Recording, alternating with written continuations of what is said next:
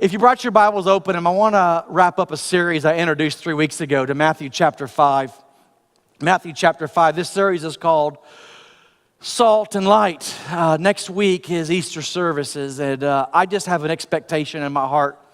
Sometimes it's good to have services that people have an encounter with God. They don't just learn about God, but they're going to encounter God and experience God's a better way and to say that.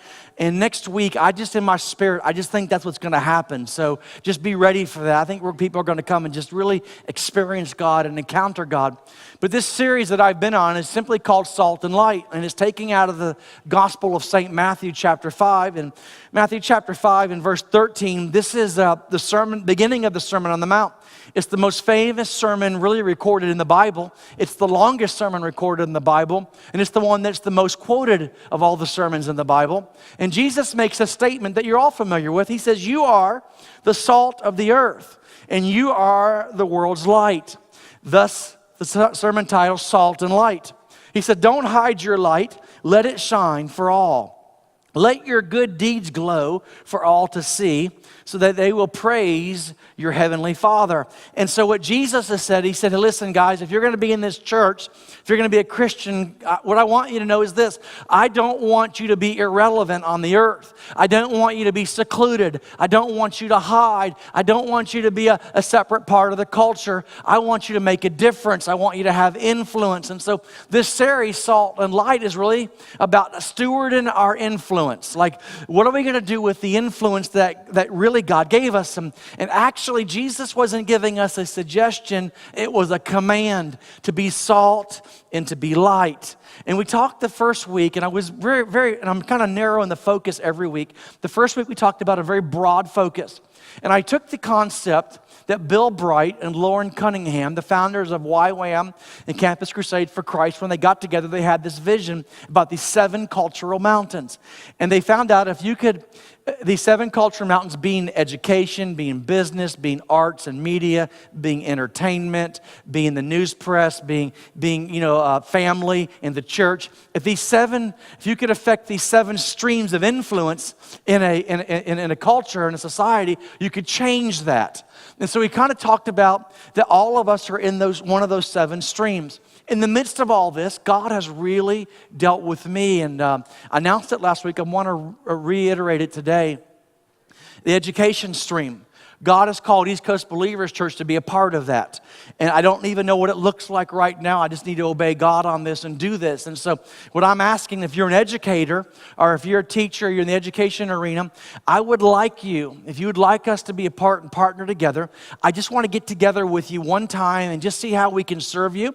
We want to use some of our budgeting, some of our resources, some of my influence that we have as a church and serve you. I just think you guys are heroes. I really do. And I think the way you serve young people and the way you're willing to do what you do, I just want to come alongside and serve you, and I just want to come alongside and help you. So I don't know what it even looks like right now. So what I'm asking you, if you'd like to be a part of that meeting, to email to tblizzard@eastcoastbelievers.org and just put on there Education Summit, whatever you want to call it. I'm just going to have some food catered in, like a lunch or a dinner, and just sit and talk with you and just see how we can serve you, pray with you, and just leave that up for a little bit, guys, if you would, at tblizzard@eastcoastbelievers.org. If you know of a teacher that would like to be a part of this that doesn't even go to our church, let them know about that, and they'll just email. She'll shoot you back, just say that she received your email, and then I don't have a date picked out yet. I don't even know what it's going to look like yet, but I want to serve educators. How many love our teachers and our educators? Let them know you love them right now.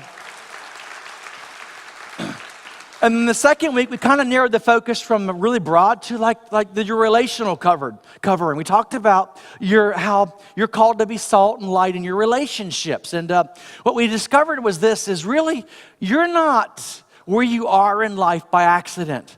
It's not a coincidence that you live in the neighborhood that you live in, or you work where you work, or you go to school where you go to school, or you have the neighbors that you have as neighbors. That's all by design, by God. And you thinking it's coincidence, you think it's an accident, but God put your neighbors and your desk mates there on purpose, and you're called to have influence in their life. None of it is coincidence. God wants you to be salt and light there. Today I want to narrow it down even a little tighter.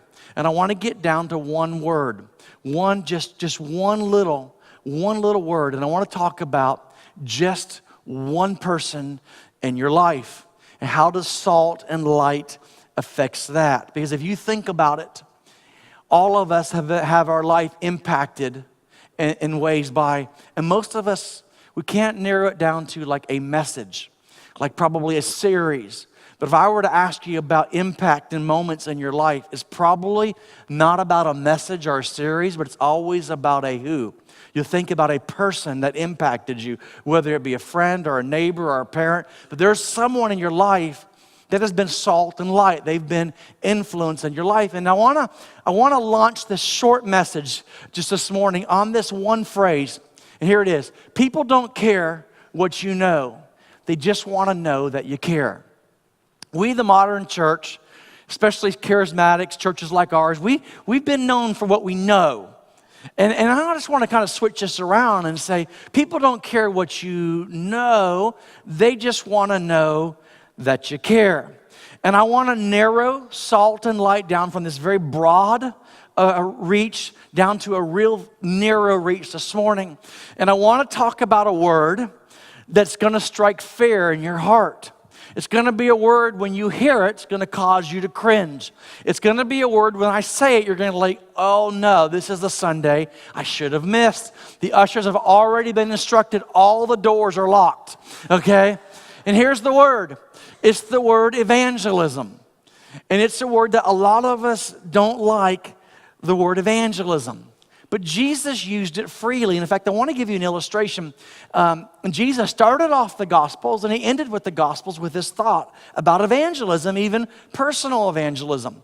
When he encountered the disciples for the first time in Matthew chapter 4 and verse 19, he said to them, "Follow me and I will make you fishers of men." In other words, I'm going to make you. I have a goal in mind for you. You're not going to start off like getting this, and you're going to probably mess up along the way. You're going to make some mistakes along the way, like the time that, the disciples, they brought the children came to Jesus, and disciples said, "Hey, get rid of these kids, get rid of them out of there." Jesus is like, "Whoa, stop. I wanted to use them for my illustration." So they didn't get the people thing. Peter especially struggled with this, and they didn't get the people thing down very good, and they even said, "Send them all away. Get this person away from me." And so Jesus said, you won't get this evangelism thing at the beginning, but when I'm done with you, I'm going to make you fishers of men. And he used language, because they were all fishermen, he used language they understood, that you're going to have to make some effort for this. Now, I know that most of us, when we raised our hand in church or we gave our hearts to Christ, if we're honest, come on, most of us did it for a very selfish reason. We became a Christian or we became a follower of Christ. Why? Because we wanted to avoid hell and go to heaven. Anybody at all in here? I just wanted to go to heaven. Look, right? First service, they were honest. Anybody at all? Is that the reason why you gave your heart to Christ? Because you wanted to go to heaven. And you wanted to avoid hell.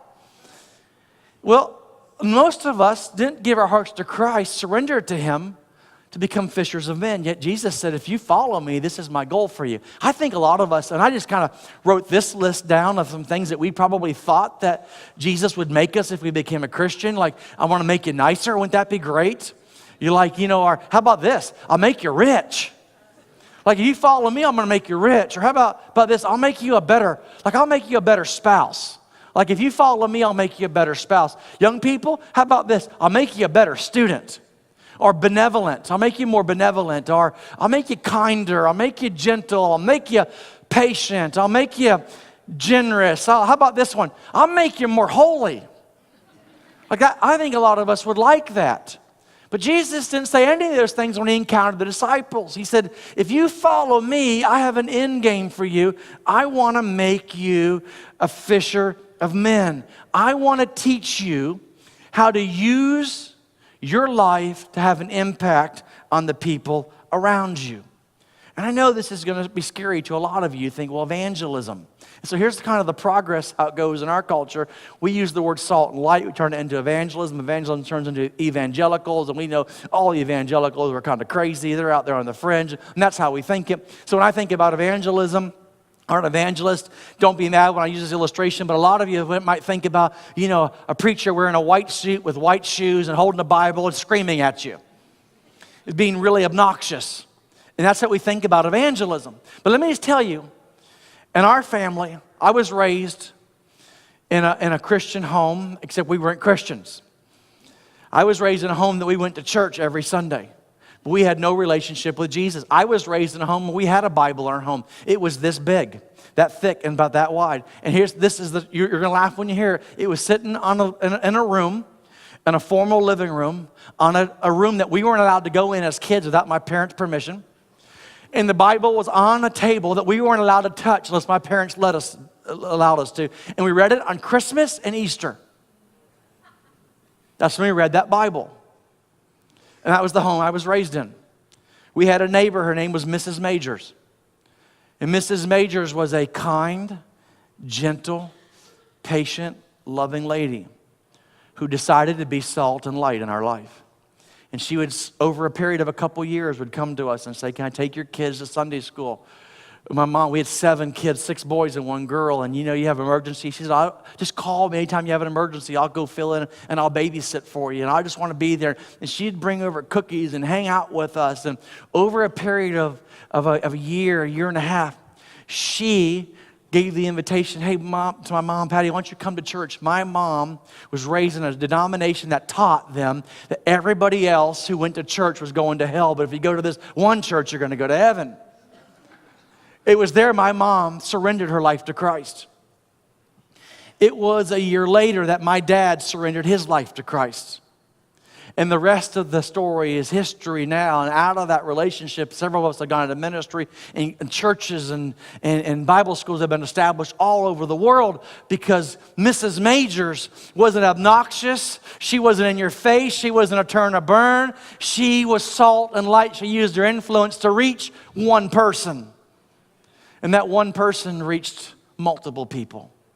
So we've narrowed evangelism down to something like kind of crazy. Just only the fringe does this. Jesus ended it in the Gospels with Mark chapter 16. He started off with Matthew 4, "I'll make you fishers of men." The last words he said, Mark 16, put it up. He said, "Guys," he said to his followers, "go everywhere in the world. Go everywhere in the world and tell the good news to people." Tell the good news to everyone. Evangelism, a definition I came up with, and if you don't like it, you don't have to use it. It's just my definition. Here it is. It's someone who wants the best for my life. That's what evangelism, that's what salt and light is. Acts chapter 1 and verse 8 says it like this. "And ye will be my witnesses, telling people about me everywhere." Like those, you'll be my witnesses if you tell people about me everywhere. When I think about that word witness, automatically my mind goes into the courtroom scene, because I think about a witness in a courtroom scene. If you know about it's in a courtroom, there's always the prosecutor, and they're sort of obnoxious, and they're sort of in your face. They're trying to trip you up and catch you in a lie. They're trying to use your words against you. Then you got the defense attorney. They're on the other side, and they're doing what they do, trying to keep you out of trouble. And then you got the witness. And the witness, I've been in court cases and under deposition before, and what every attorney always tells me when I go in, just tell the truth. Tell your side of the story. That's all you got to do is tell your side of the story. And so when you're a witness, all you're doing is you don't have to be a prosecutor. You don't have to be a defense attorney. You don't have to defend God. You don't have to prosecute them. All you got to do is tell your side of the story. That's what a witness is. I'm just going to tell my story. George Barna said this. There are approximately 75 million people, Americans, that don't go to church. 50% of those, close to 40 million of them, said, if a Christian would invite me and bring me, I would go with them. Do you know on Easter, 80% of the people, next Sunday, between this Sunday and next Sunday, the percentages almost double. They go from 50% to 80% of the people that you invite this week and next week, they will come. And I know, because that's what a witness is, I just want to tell you my side of the story. People want to hear, they're interested in your story. People are interested in what's different about you, why you live your life this way. And I always get this, because people say to me, they go, "Pastor, I just wish you'd go a little bit deeper. I just want you to teach deeper. And if you would teach deeper, it would sure make me feel better about my church." And let me just tell you, after studying the Bible for 25 years in depth and having read it a good 12, 15 times cover to cover. Let me just tell you the Bible. You want to get as deep as you can with the Bible? Here it is. Love God, love people, live the Bible. That's as deep as it gets. Love God, love people, live it. Okay, let me tell you this. When someone's hurting, when someone's lost someone they loved, when someone's experienced pain, when someone's experienced hardship, they don't need to hear the Greek on hurt. They just need someone to hug them. When someone's drowning, they don't need the Greek word on life raft. They need someone to throw them a rope and say, hey, it's going to be okay. Let me set this up for you. There's a story in the Old Testament. And I'm going to get real practical in about just a few minutes. There's a story in the Old Testament, and here's the story. It's found in the book of 2 Kings, and so you have this nation, Israel. They're surrounded by the Assyrians.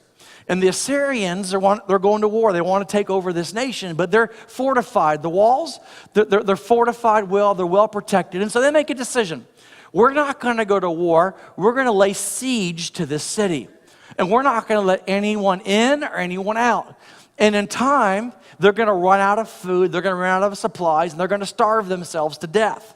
And over a period of months and months and months, this is exactly what happened. No one in, no one out. In fact, it got so desperate, we're not going to go there now, but you can read it in 2 Kings 6 and 7. It got so desperate, this is what they said. This is actually in the Bible. It says that in the marketplace, they were selling bird poop for food. This is on the Bible. And it got so desperate. Here's what I'll tell you. They were contemplating, parents were contemplating, they were so emaciated, they were going to eat their own children. This is all in the Bible, 2 Kings 6. Well, we get up to this story, and there's these guys, these lepers. It's a handful of lepers. Now, in the Bible days, lepers weren't allowed because of the disease is infectious. They had to stay outside of the city. They had their own little commune. And they're living outside of the city. Well, they're starting to feel the effects of this blockade, this siege. And so they said to themselves one day, they said, listen, if we stay here, we're going to die. But if we go into the Assyrian camp, we're going to die too. Maybe they'll give us something to eat before we die. So that's what they're going to do. So they get together, and they start walking, and they go to the camp. And they're just going to get some scraps of food and get killed.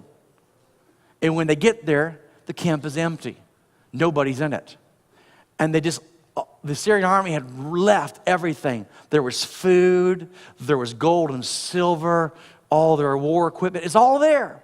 And so these lepers, who are already outcast, they're sitting there, they're just eating and eating and eating, and they're starting to go hide the silver and the gold.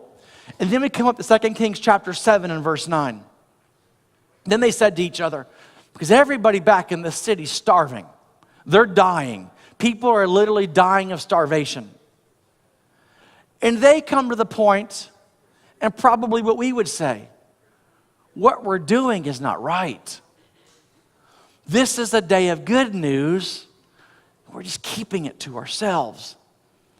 I can't help but read this story, and I think sometimes, I wonder if God up in heaven or the angels up in heaven think to themselves, what we're doing is not right, the church. We've got good news, but we're just keeping it to ourselves. And I love the rest of that verse. It says, and let us go at once and report this to the royal palace. So how do I bring this down? Like, what do you do with a story like this? Because I knew when I shared this part of this message, it would get quiet. Because like, people, what do you do with this? Like, what we're doing is not right. Like, you know the conclusion. You know that the lepers have got to go tell everybody they've got good news. Yet they want to keep it to themselves. And you know where I'm going with this. You know the parallel, the illustration that I'm giving here. We've got good news, but are we keeping it to ourselves? So what are takeaways? 10 minutes, 4 takeaways, and we're done. How to put this to practice in your life. Number 1, just 4 things I want you to get. Number 1 is we just have to, if you want to be salt and light, and you want to get past this thing about evangelism that's difficult for you, we just have to be aware.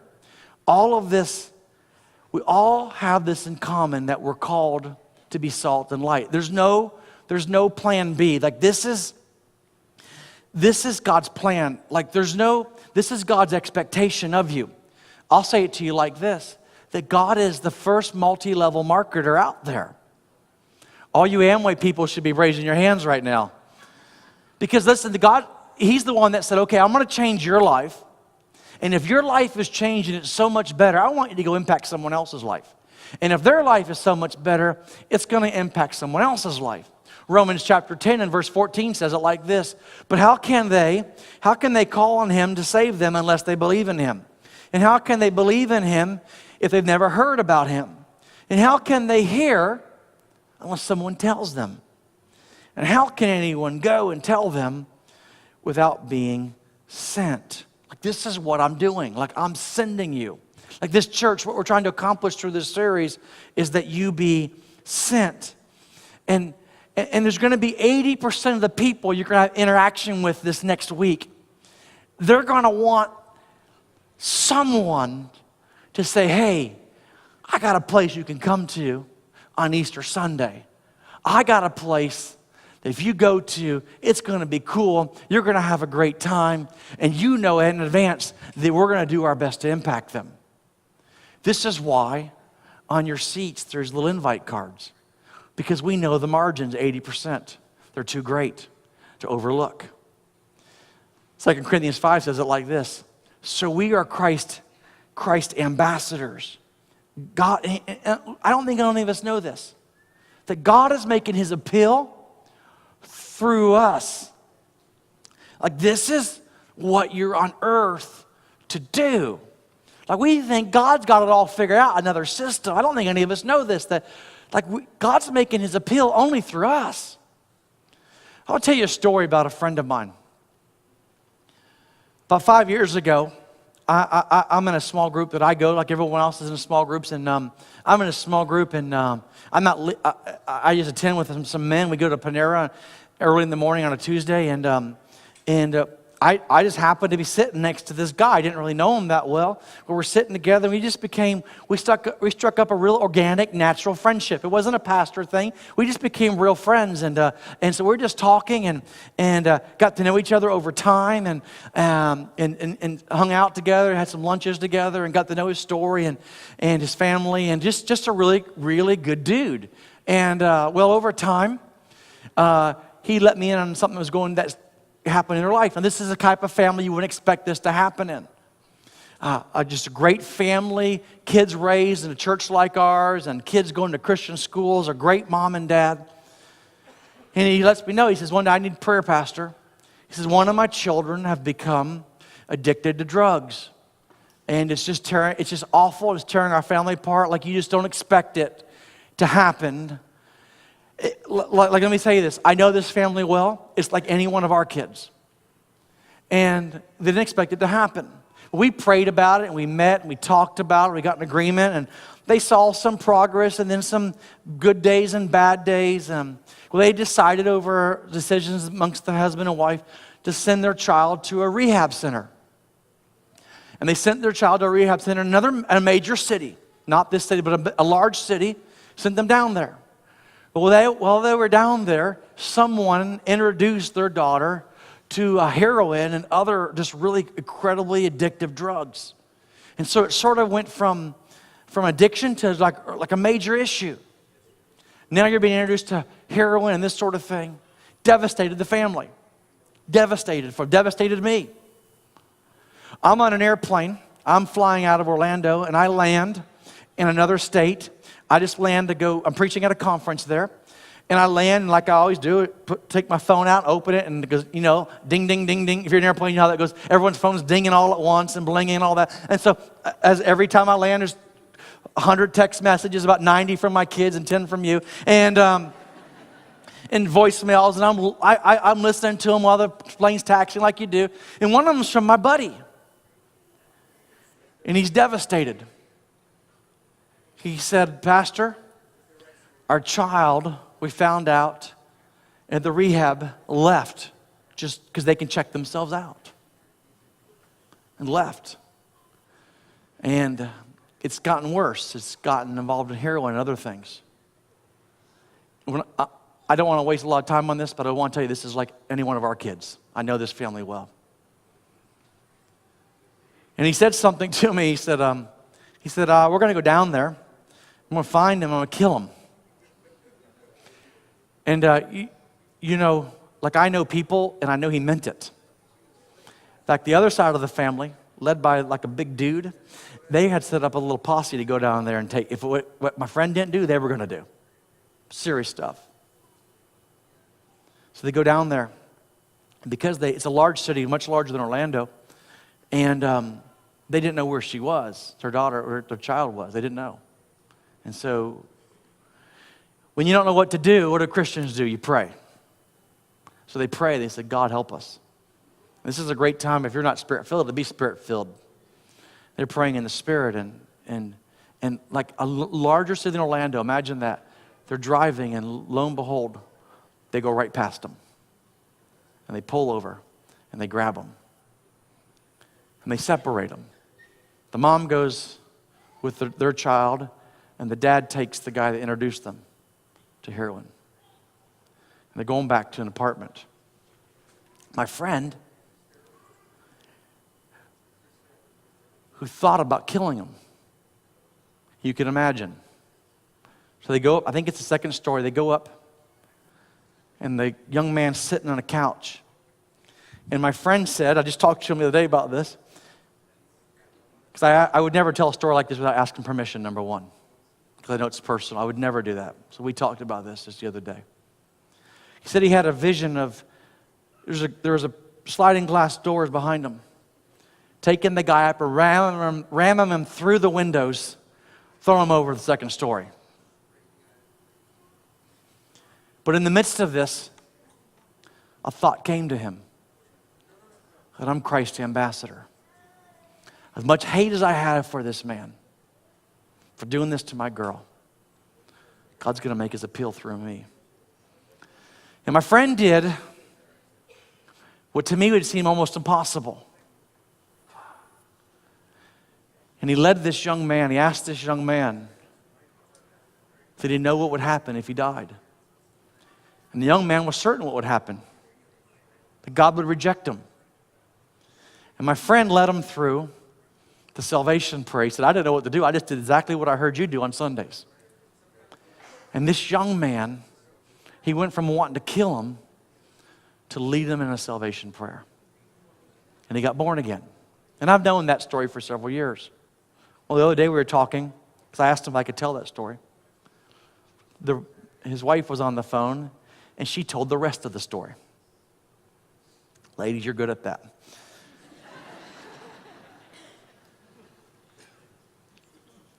She said, Pastor, the part you don't know is this. This young man had left some of his belongings at the apartment or something. We gathered them up. We didn't know how to get a hold of them. So he called his mom. And the phone rang, and she said, are you so-and-so's mom?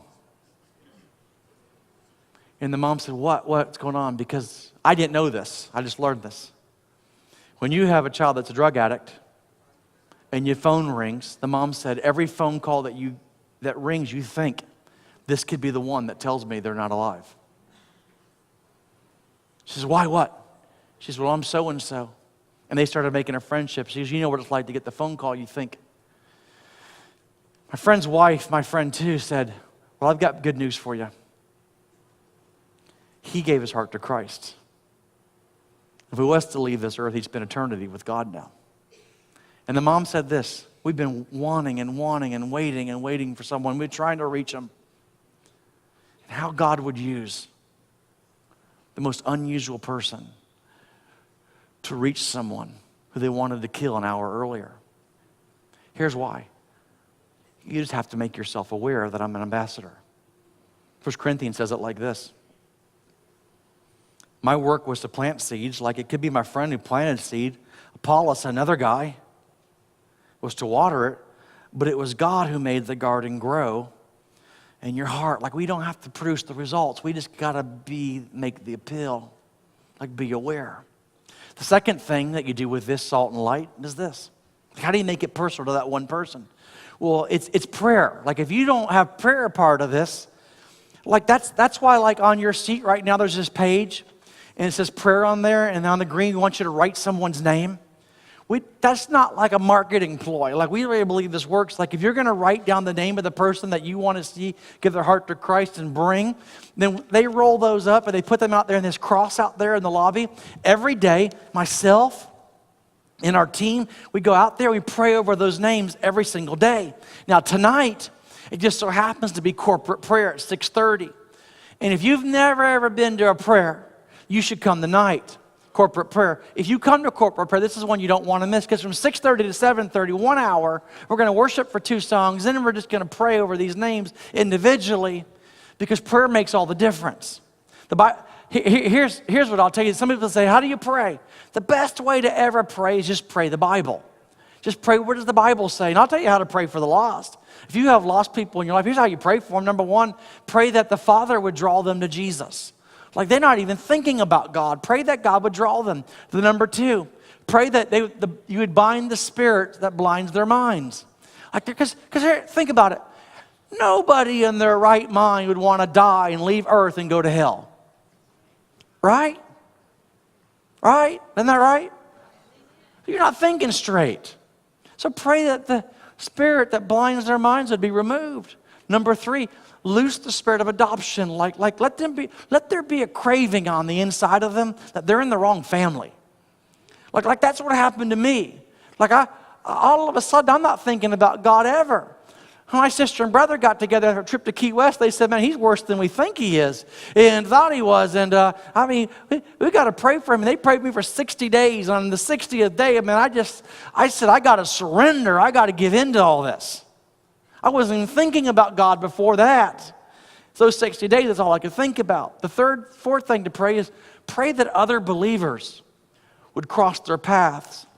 And I wrote this in, enter into positive relations. Pray that God will send cool laborers across their path.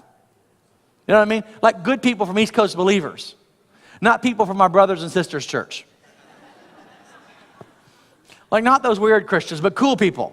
Like pray that God would send someone across their path that would speak a word at the right time.